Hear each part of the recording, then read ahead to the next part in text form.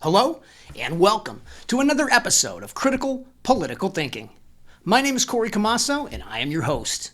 Today we're going to be covering the current stimulus package that was just passed by the Senate and the House. However, Donald Trump may throw a little tire iron in that so that he can take care of the American people when obviously the liberal left and even the Republicans at this time have failed to do so. And we're going to go over the details of that current COVID bill and why it's so astronomically asinine and how it has nothing to do with COVID.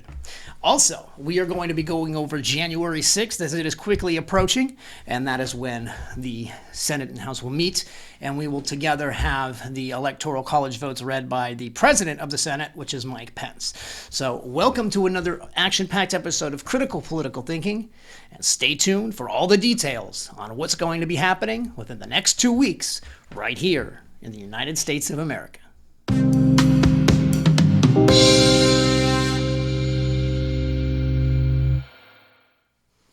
Hello, and welcome to another episode of Critical Political Thinking.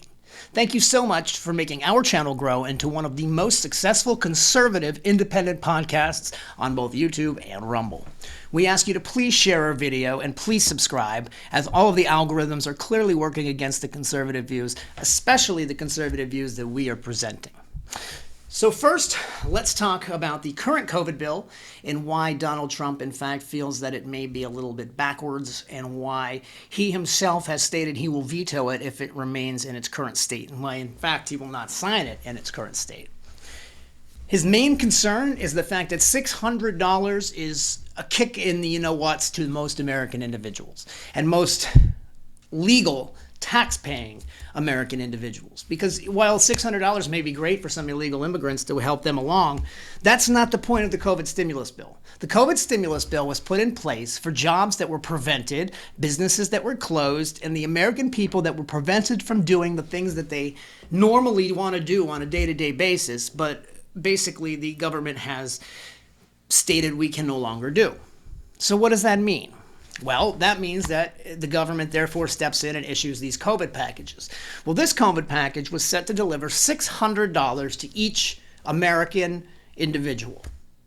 That includes, let's say you are one person, you married an illegal, you have two children that were her children from, a previous marriage, they just came to this country. Well, according to this COVID stimulus bill, they get just as much as the Americans that have been there in their entire life, putting into the system, working, so on and so forth. How is that fair?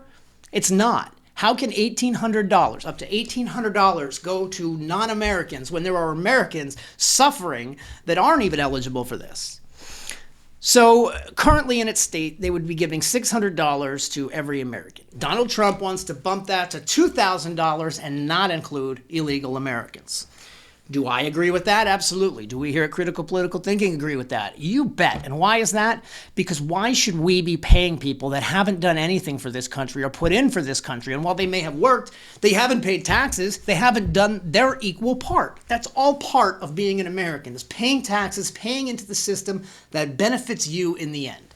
So, it's something that is asinine, and the fact that our government allowed this to go through, only giving $600 to Americans when they included asinine things in this bill that have nothing to do with COVID.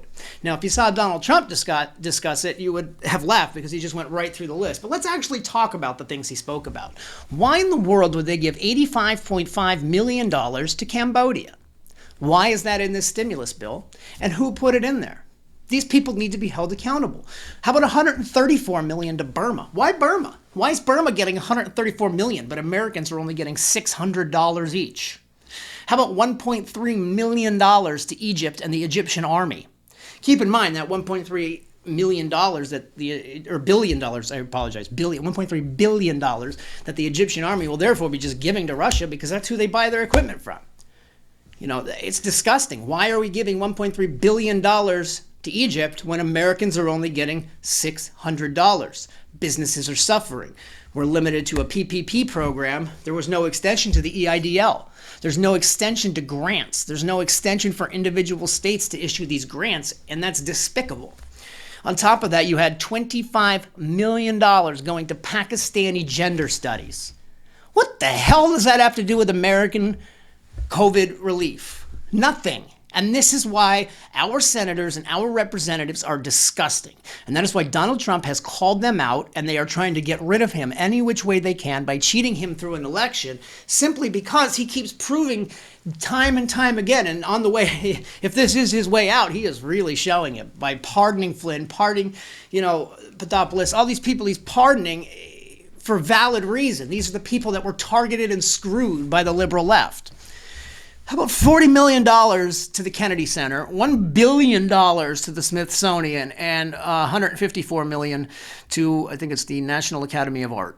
Why in the world would we be giving billions of dollars to closed museums? Now, I understand there's nobody walking in the door. They can't afford to pay the restorations and whatnot. But what we need to make sure that is happening with that funds is that it is delegated to actual restoration and not rebuilding, fixing, renovating, because that's not the point of a COVID stimulus bill.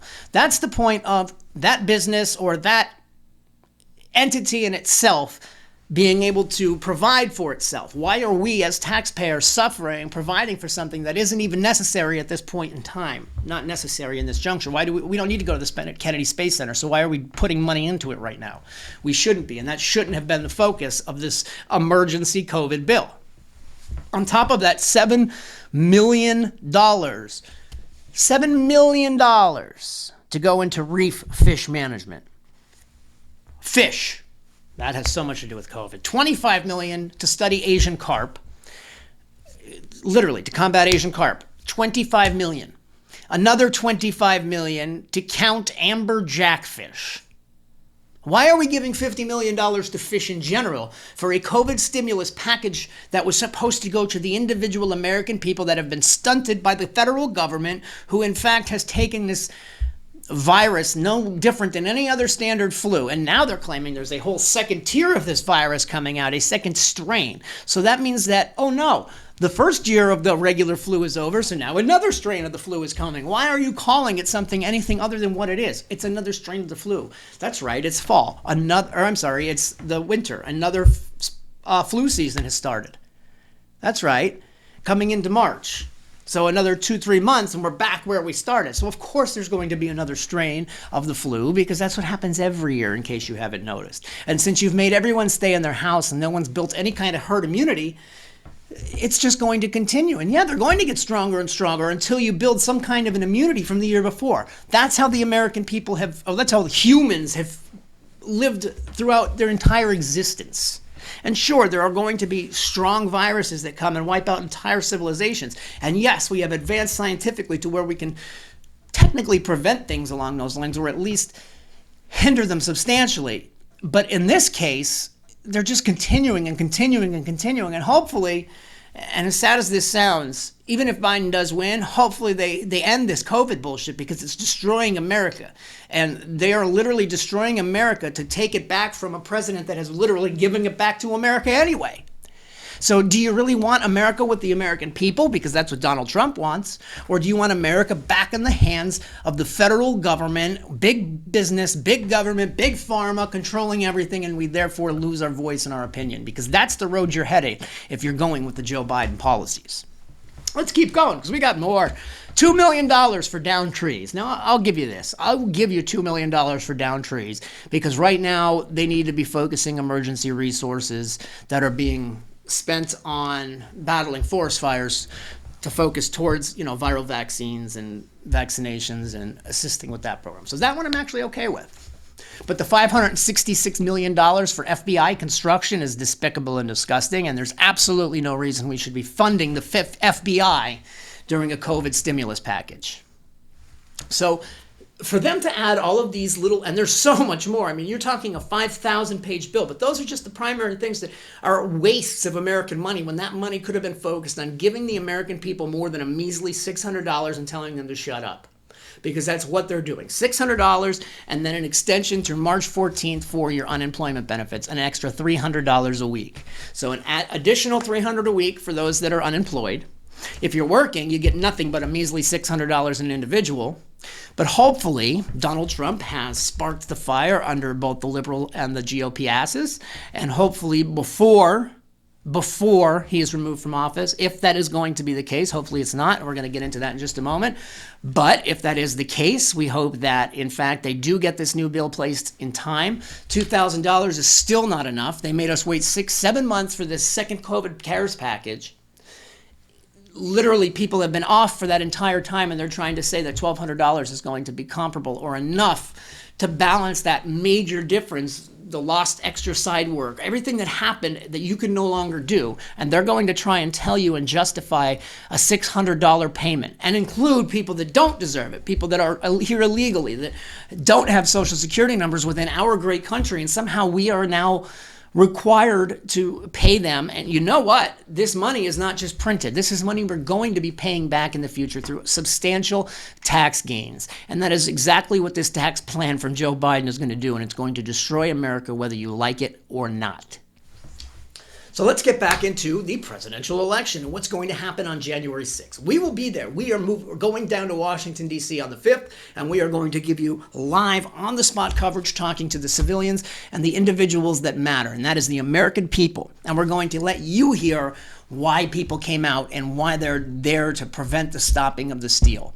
And we have to stop this steal. We have to stop the American people from ever not trusting a future election. That will be the end of democracy, and I don't think people understand that. If you can't trust the people and you can't trust the elections to put these people in place, then we can no longer trust the government, and that Constitution is nothing but a piece of paper if they are not enforcing it to the verbiage of the Constitution, and that is clearly what is occurring. So what needs to happen on the 6th? What needs to happen is simply one senator and one representative need to stand up and say, we object. We want this to go to a debate. And then there's a 2-hour debate. And while that's not enough and it's a shot in the dark, it is still essential that we take each and every one of these steps, because if, God forbid, it doesn't happen, there are still the Insurrection Act at the end of the day. And God forbid, but what needs to be done to protect this democracy and to protect this amazing country. Because right now we have China literally aiding the Democratic Party and stealing an election because they know they therefore control the Democratic Party. We have China hacking every single solitary government agency that matters, stealing every database, every individual. They utilize those databases for mail-in ballots, this, that, and the other thing to assist the Bidens and assist that whole thing. And I guarantee this video will be removed from YouTube because we're telling you the truth.